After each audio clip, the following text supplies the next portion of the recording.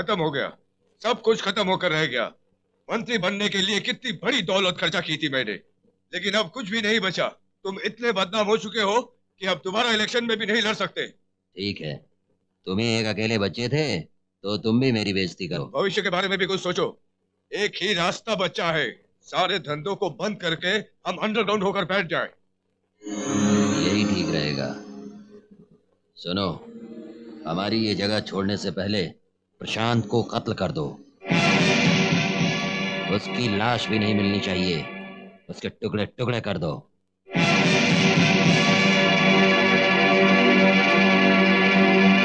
लो, इसे देखो, ये हमारी शादी का एल्बम। थैंक यू जी। इसमें देखो कैसे सारे लोग खुश हैं। कैसे सर पे पट्टी बांध कर बैठी हूँ। फिर भी अच्छी लग रही हूँ। अरे ये देखो, हमारी कविता कैसे मुस्कुरा रही है। ये मेरे ससुर जी और ये रही मेरी सबसे प्यारी सहेली ननद है तेरी। है ना?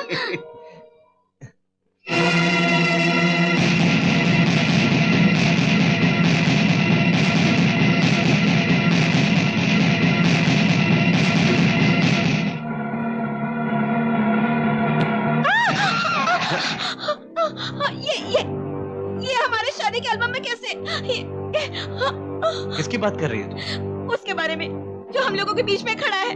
मुझे अच्छी तरह से याद है, वो वहाँ पर कैमरा लेकर मौजूद था। मेरे साथ जो कुछ भी हादसा हुआ है, जिसके कारण मैं अंधी हो गई थी, उसके लिए ये जिम्मेदार है। ये जिम्मेदार है। ये क्या कह रही है? तुम होश में तो हो? मैं कसम खाकर कहती हूँ, मैं इसे अच्छी तरह से पहचानती हूँ। जो लोग वीडियो फिल्म बनाते हैं, वो उन्हीं लोगों के साथ काम करते हैं। मैं सच कह रही हूँ, मेरी बात मानिए।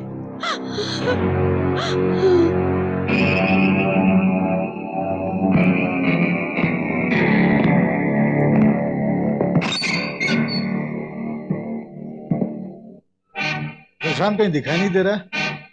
चलो देखते हैं।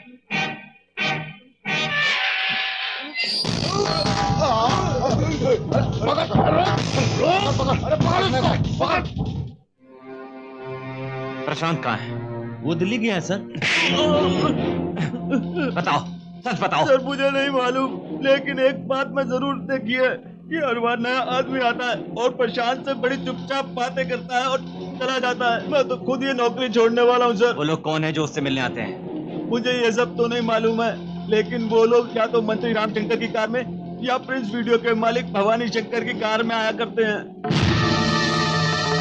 मुझे माफ कीजिए ससुर जी, मैं ये जानती नहीं कि प्रशांत मेरा देवर होगा। शादी से पहले मैंने उसे कभी देखा नहीं था। अगर मैं उसके बारे में सच ना बताती तो ही अच्छा होता। बेटी, अपने आप को मत कोसो, इसमें तुम्हारी कोई गलती नहीं। अगर वाकई में वो मुजरिम है तो उसे सजा मिलनी ही चाहिए। लेकिन पिताजी, आप तो उनको अच्छी तरह से जानते हैं। अगर प्रशांत उसके सामने आ गया तो वो उसे मार डालेंगे।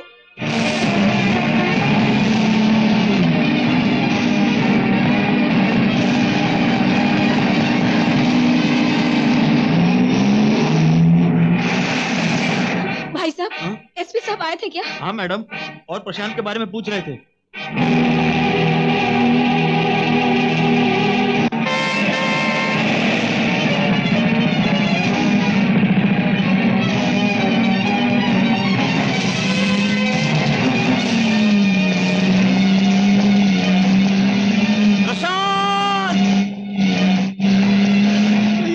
भैया प्रशांत! प्रशांत! प्रशांत! प्रशांत! प्रशांत! जल्दी से, जल्दी करो।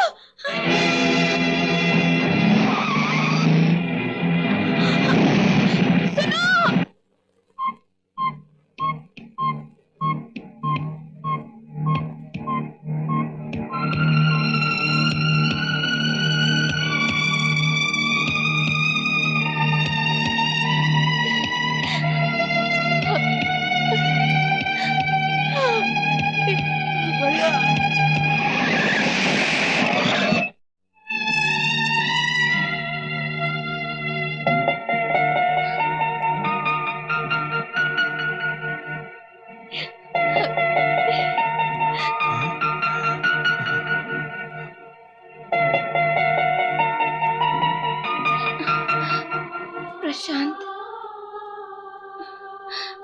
प्रशांत। भाभी मैं माफी के लायक भी नहीं हूँ। ऐसी बातें मत करो प्रशांत। भाभी बात यह है, मैंने बहुत से जुर्म किए हैं, लेकिन मैंने अपनी मर्जी से नहीं किए हैं। भवानी शंकर और राम शंकर ने मुझे ब्लैकमेल किया, उन्हीं दोनों ने मुझे ये सब करने पर मजबूर किया। मैं मजबूर था भैया, मैंने जुर्म किए हैं, इसीलिए भगवान ने मुझे ये सजा दी है। अब मैं जिंदा नहीं बचूंगा। प्रशांत, भैया तुम्हारा भाई मुजरिम नहीं है, हालात ने मुझे ये घिनौना काम करने पर मजबूर कर दिया था। जो कुछ हुआ उसे भूल जाओ। भैया मुझे एक बार कह दो कि आपने मुझे माफ कर दिया, मरने के बाद मेरी आत्मा को शांति मिल जाएगी। तुम्हें कुछ नहीं होगा, तुम्हें कुछ नहीं होगा। भैया भाभी ने शादी के मौके पर जो कहा था वो याद है? उन्होंने कहा था कि मैं उनका बेटा हूं। मैं आपसे दूर जा रहा हूं, मैं फिर आपका बेटा बनकर वापस आऊंगा। भैया प्रशांत, मुझे माफ कर दो भैया।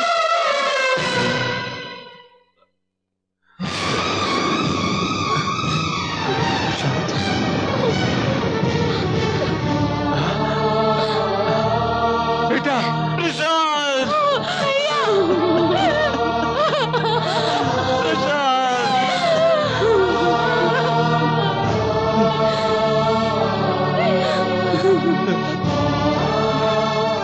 प्रशांत,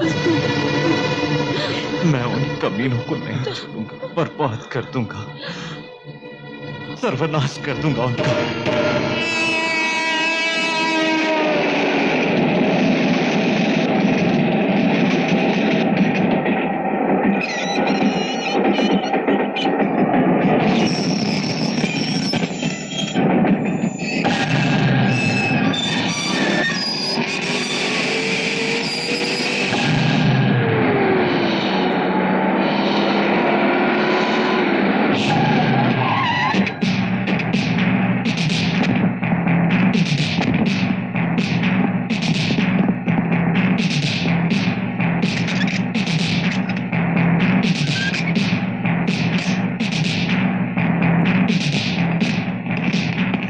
एसपी आ रहा है। हाँ?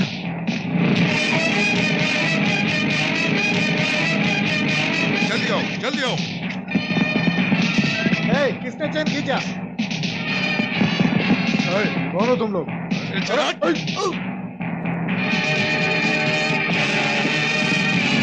कमान को फास्ट। चलो जल्दी चलो, कम ऑन।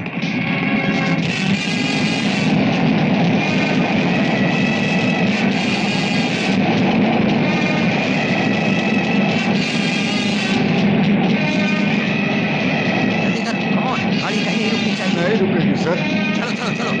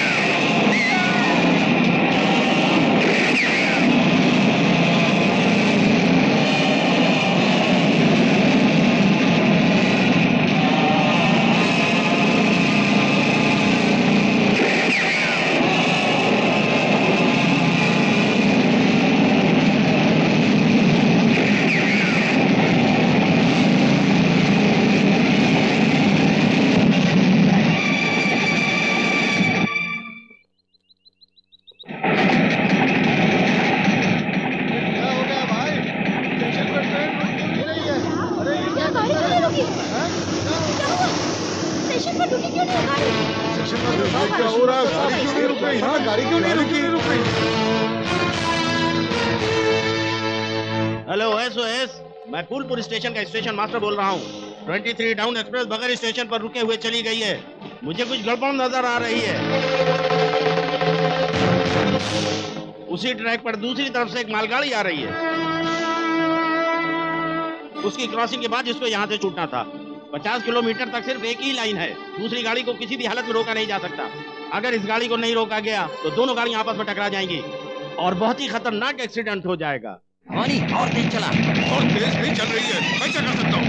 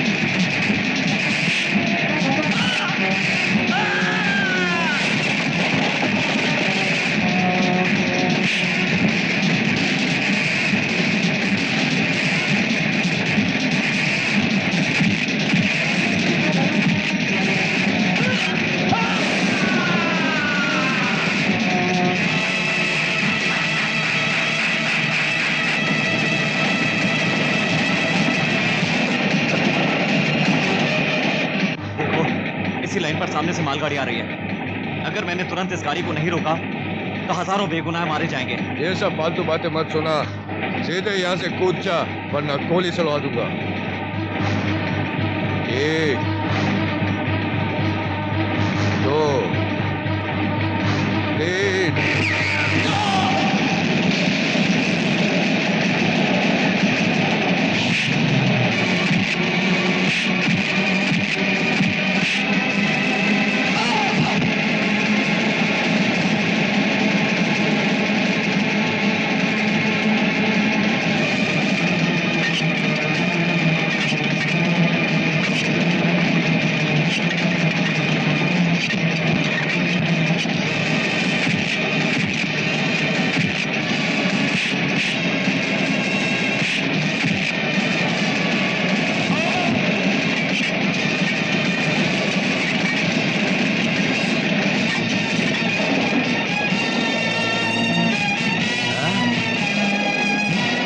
सारे डिब्बे इंजन से अलग हो गए। जाओ देखो क्या हुआ।